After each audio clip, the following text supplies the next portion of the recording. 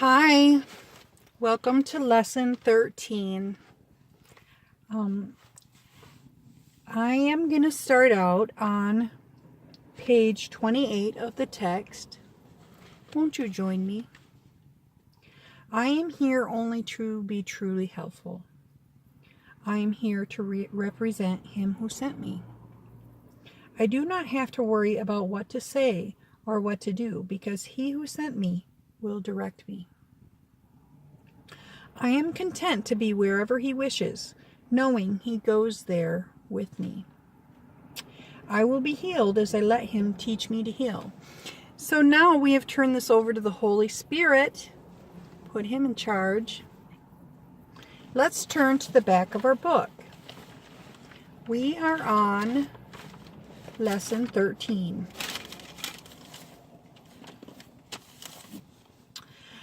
This is on page 21 of the workbook. Lesson 13, a meaningless world engenders fear. Today's idea is really another form of the preceding one, except that it is more specifically as to the emotion aroused. Actually, a meaningless world is impossible. Nothing without meaning exists. However, it does not follow that you will not think you perceive something that has no meaning. On the contrary, you will be particularly likely to think you do perceive it. And basically that's saying like, we do perceive it, we are dreaming. It does not exist, but we are dreaming that it does exist. Recognition of the meaninglessness arouses intense anxiety in all the separated ones. It represents a situation in which God and the ego challenge each other as to whose meaning is to be written in the empty space that meaningless provides. The ego rushes in fanatically to establish its own ideas there, fearful that the void may otherwise be used to demonstrate its own impotence and unreality. And on this alone, it is correct. It is essential, therefore, that you learn to recognize the meaninglessness and accept it without fear. If you are fearful, it is certain that you will endow the world with attributes that it does not possess, and crowd it with images that do not exist. To the ego, illusions are safety devices, as they must also be to you who equate yourself with the ego. The exercises for today, which should be done about 3 or 4 times for no more than a minute or so, or so at most each time, are to be practiced in somewhat different way from the preceding ones. With eyes closed, repeat today's idea to yourself. So, with your eyes closed, a meaningless world engenders fear. A meaningless world engenders fear. Then open your eyes and look about you slowly, saying, I am looking at a meaningless world. I am looking at a meaningless world. Repeat this statement to yourself as you look about. Then close your eyes and conclude, a meaningless world engenders fear because I think I am in competition with God. A meaningless world engenders fear because I think I am in competition with God.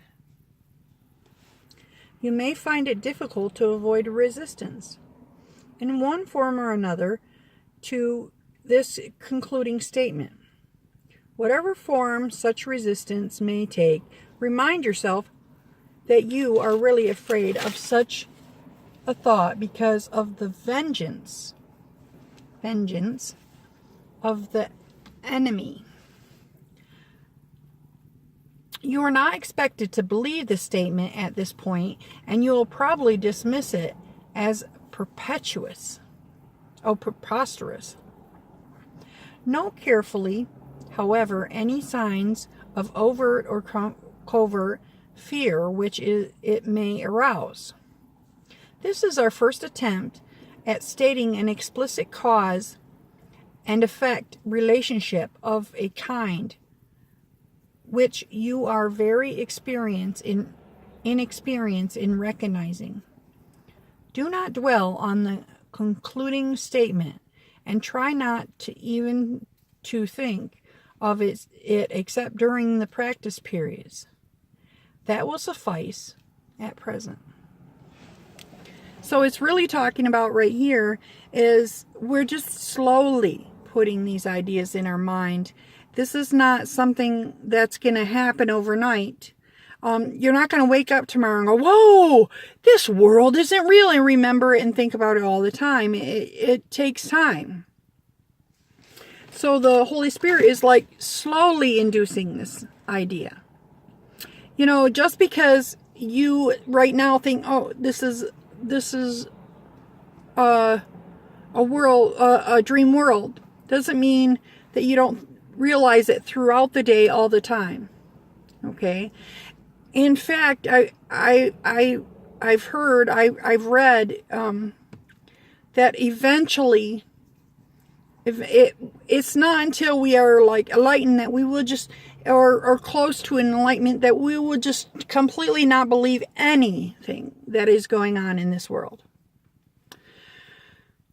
That it is difficult. It is difficult at first not to believe what's going on. And you don't have to do it yourself. It's something that is done with the Holy Spirit. Remember, we're not alone in this. We don't have to do this all by ourselves.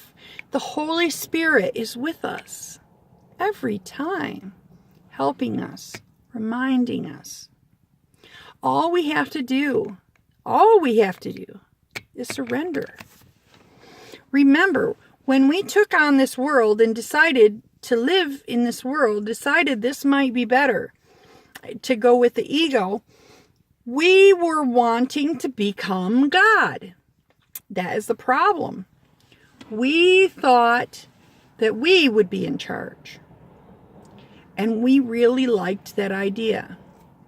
So now we still grasp onto that. We still want to be in charge. And one of the ways we can start undoing the ego, and you know, I got this from I got this from A Disappearance of the Universe. I don't know if it was in book 1 or book 2, because he has 2, 3, he just came out with 4. But I think it's either his first or his second book, he says, one of the ways that you can, he talks about the different ways that you can undo the ego. One of the ways you undo the ego is relinquishing every day. Every day, get up, relinquish your control over to the Holy Spirit. And I try to continue to remind myself throughout the day that I'm not in charge. And then the other thing that undoes the Holy Spirit is if we do the 5-minute meditation in the morning, where 5 minutes in the morning and 5 minutes at night. That helps to undo the ego. Now, it's not going to undo the ego like a whole bunch all at once. It's like turning on the faucet to drip and putting a cup underneath. The bucket will slowly fill up, or the cup will slowly fill up. Okay? So don't expect this to happen overnight, but you want to chip away And like I've said before, we are laying in right now we are in bed. And the Holy Spirit is slightly nudging us. Wake up. Because if he woke us up all of a sudden, we would be too startled and we'd be too fearful. So he's doing it very slowly. So a lot of people, maybe they start this journey at, 98. And they say, well, I don't have much time. That is not the importance. That is not important. It's not our job to worry about how long it's going to take. It's up to the Holy Spirit. Okay. I try not to think and analyze, how long is it going to take me? When am I going to be done with this? I try to, just allow. And the best way, if I'm busy worrying about that, I'm getting away from what my true purpose is just allow the Holy Spirit to take over, to do his job. I'm not in charge anymore. The Holy Spirit is. And when I do that, I get closer to God. I plug in, putting the plug in the socket. When I allow God to settle within me and take over and do this, I'm making the right decision to walk in the right direction. So anyway, I would love to hear your experiences. If you could just share a little bit about how you have plugged into God. I forgot to say I got off on a tangent. Doing the 5-minute meditation, or and you're like, well, I don't know where that is. Gary Renard does do a 5-minute meditation. I will do a 5-minute meditation, so that you can use it. If you plug it, so you can use it to plug into God. But another way you can do it right now without even knowing where it is go to the prayer, the Song of Prayer pamphlet.